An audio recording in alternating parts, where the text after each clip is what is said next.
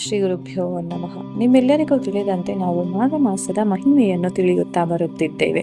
ಇಂದಿನ ಅಧ್ಯಾಯದಲ್ಲಿ ಅನಂತ ಬ್ರಾಹ್ಮಣನು ಹೇಗೆ ಮೋಕ್ಷವನ್ನು ಪಡೆದ ಎಂದು ನಾವು ತಿಳಿದೆವು. ಇವತ್ತಿನ ದಿನ ಅಧ್ಯಾಯ 21. ಪಾಂಡವರಲ್ಲಿ ಮಧ್ಯಮನಾದ ಭೀಮಸೇನನು ಅಪಾರ ಬಲಶಾಲಿ ಹಾಗೂ ಭೋಜನ ಪ್ರಿಯನೂ ಹೌದು. ಹಸಿವನ್ನು ತಡೆಯುವುದು ಅವನಿಗೆ ಅಸಾಧ್ಯವಾಗಿತ್ತು. ಏಕಾದಶಿ ಉಪವಾಸ ಅತಿ ಪುಣ್ಯಕರವೆಂದು ತಿಳಿದು ಅದನ್ನು ಆಚರಿಸುವ ಆಸೆಯಿಂದ ಪುರೋಹಿತರಾದ ದೌಮ್ಯರ ಬಳಿ ತನ್ನ ಸಂಕಟವನ್ನು ತಿಳಿಸಿದನು.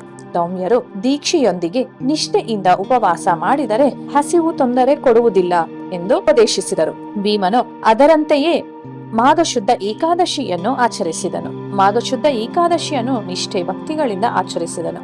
ಆ ಕಾರಣದಿಂದಲೇ ಆವತ್ತಿನ ದಿನ ಆ ಏಕಾದಶಿಯನ್ನು ನಾವು ಭೀಮ ಏಕಾದಶಿ ಎಂದು ಹೆಸರು ಪ್ರಸಿದ್ಧವಾಯಿತು. ಈ ವ್ರತವನ್ನು ಭಕ್ತಿಯಿಂದ ಮಾಡಿದವರಿಗೆ ಶ್ರೀಹರಿಯ ಸಂಪೂರ್ಣ ಕೃಪೆ ಲಭಿಸುತ್ತದೆ. ಶಿವರಾತ್ರಿ ಮಹಿಮೆ. ಶಿವನಿಗೆ ಮಹಾಶಿವರಾತ್ರಿ ಅತ್ಯಂತ ಪ್ರಿಯವಾದ ವ್ರತ.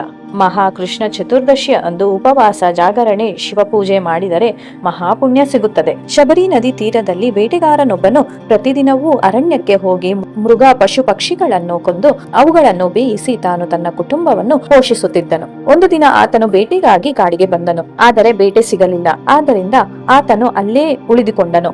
ಒಂದು ಎತ್ತರವಾದ ಗಿಡವನ್ನು ಹತ್ತಿ ಅಲ್ಲಿ ಕುಳಿತನು. ಅದು ಬಿಲ್ವ ಮರವಾಗಿತ್ತು. ಆತನು ಅಲ್ಲಿಯೇ ಚಳಿಗೆ ನಡುಗುತ್ತಾ ಮಲಗಿದನು. ಆ ಬೇಟೆಗಾರನು ಅಜ್ಞಾನದಿಂದ ಶಿವರಾತ್ರಿ ಎಂದು ಉಪವಾಸ ಮಾಡಿ ಬಿಲ್ವ ಪತ್ರಿಕೆಗಳನ್ನು ಶಿವಲಿಂಗದ ಮೇಲೆ ಬೀಳುವಂತೆ ಮಾಡಿದನು. ಈ ಅಜ್ಞಾನ ಪೂಜೆಯ ಫಲವಾಗಿ ಅವನ ಪಾಪಗಳೆಲ್ಲ ನಾಶವಾಗಿ ಮರಣಾನಂತರ ಶಿವದೂತರು ಅವನನ್ನು ಕೈಲಾಸಕ್ಕೆ ಕರೆದೊಯ್ದರು. ನಂತರ ಯಮದೂತರು ಈ ಒಂದು ವಿಷಯವನ್ನು ಯಮನಿಗೆ ಹೇಳಿದರು. ಯಮಧರ್ಮರಾಜನು, ಸ್ವಾಮಿ, ಬಹುಕಾಲಾನಂತರ ತಮ್ಮ ದರ್ಶನ ಭಾಗ್ಯವಾಗಿದೆ. ತುಂಬಾ ಸಂತೋಷವಾಗುತ್ತಿದೆ.